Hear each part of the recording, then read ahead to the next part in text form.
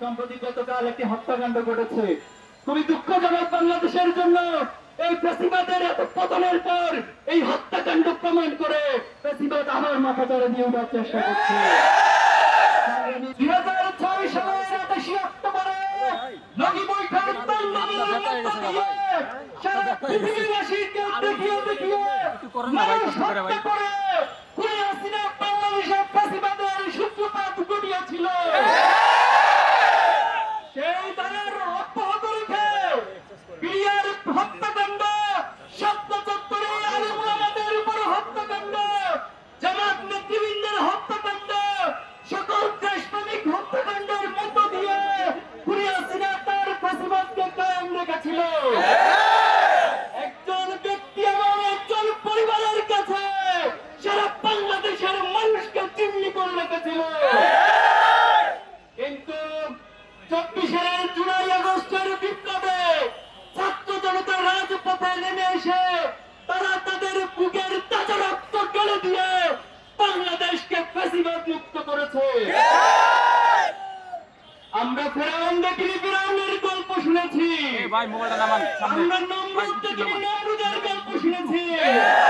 আমরা হিটলার দেখিনি, হিটলারের ইতিহাস পড়েছি। কিন্তু এই প্রজন্ম খুনি হাসিনাকে দেখেছে। খুনি হাসিনা ফ্যাসিস্ট দোসরদেরকে দেখেছে। আমরা দেখেছি এই গণহত্যার পর হাসিনা এবং তার দোসরদের ন্যূনতম কোন অনুশোচনা বোধ দেখায়নি, বরং তারা অহংকার এবং অত্যত্বপূর্ণ আচরণ করে যাচ্ছে। আমরা আজকে এই সমাবেশ থেকে বলতে চাই, শহীদের যে তামান্না নিয়ে ছাত্র জনতা বুকের রক্ত দিয়ে ফ্যাসিবাদ মুক্ত করেছে, বাংলাদেশের অদূর ভবিষ্যতে এই ফ্যাসিবাদকে সহ্য করবে না। সংগ্রামী উপস্থিতি, বিভিন্ন মাধ্যমে ফ্যাসিবাদ ষড়যন্ত্রের চেষ্টা করে যাচ্ছে। আজকে ছাত্র সমাজের যে বিপ্লব, এই বিপ্লবকে বিতর্কিত করার জন্য তারা ষড়যন্ত্র করে যাচ্ছে। সম্প্রতি শিক্ষা প্রতিষ্ঠানগুলোতে ছাত্র সমাজের কাছে এই ষড়যন্ত্রের মাধ্যমে এক ধরনের বিদ্বেষ এবং কনফ্লিক্ট তৈরি করে দিচ্ছে। আমরা ছাত্র সমাজকে এই সমস্ত ষড়যন্ত্রের বিষয়ে সতর্ক থাকার জন্য আহ্বান জানাবো। সরকারের প্রতি উদাত্ত আহ্বান জানাতে চাই, আপনারা রক্তের উপর দাঁড়িয়েছেন, আপনারা যে চেয়ারের উপর বসেছেন সেই চেয়ার আবু সাঈদ এবং শহীদদের রক্তের উপর বসে আছে।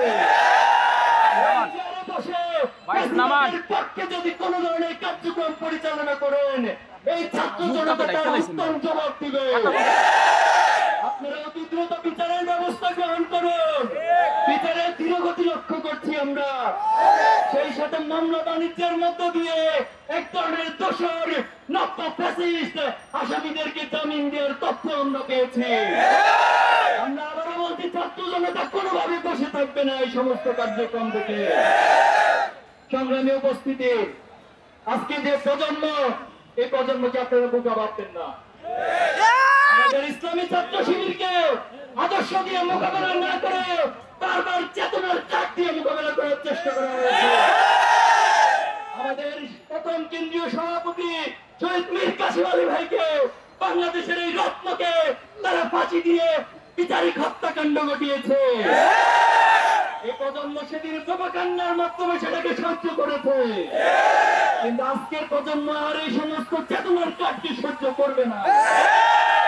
আমাদের বুকে আমাদের প্রমাণিত শহীদদের রক্ত বিরাজমান। আমরা শহীদ আবু সাঈদকে নিজেদের মধ্যে অন করে, আমরা সকল শহীদদেরকে নিজেদের মধ্যে অনুভব করে, শহীদের রক্তের অনুভবকারী যে প্রজন্ম, তাদের সাথে গাদ্দারি করতে কখনো কেউ সাহস করবেন না। সম্প্রতি গতকাল একটি হত্যাকাণ্ড ঘটেছে। খুবই দুঃখজনক বাংলাদেশের জন্য। এই ফ্যাসিবাদের এত পতনের পর এই হত্যাকাণ্ড প্রমাণ করে ফ্যাসিবাদ আমার মাথা চাড়া দিয়ে উঠার চেষ্টা করছে।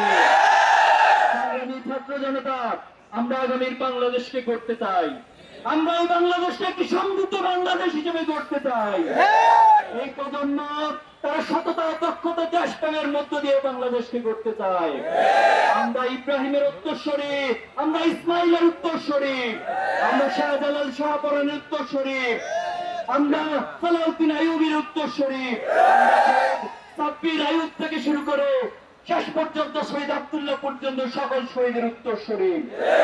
আমরা বলতে চাই আগামী দিনে যে বাংলাদেশে যারা নেতৃত্ব দিবেন, বাংলাদেশকে যারা পরিচালনা করবেন, আগামী দিনের বাংলাদেশ হবে সততার বাংলাদেশ, বাংলাদেশ হবে দক্ষতার বাংলাদেশ, আগামী দিনের বাংলাদেশ হবে শহীদ প্রজন্মের বাংলাদেশ, আগামী দিনের বাংলাদেশ হবে দেশপ্রেমিকদের বাংলাদেশ।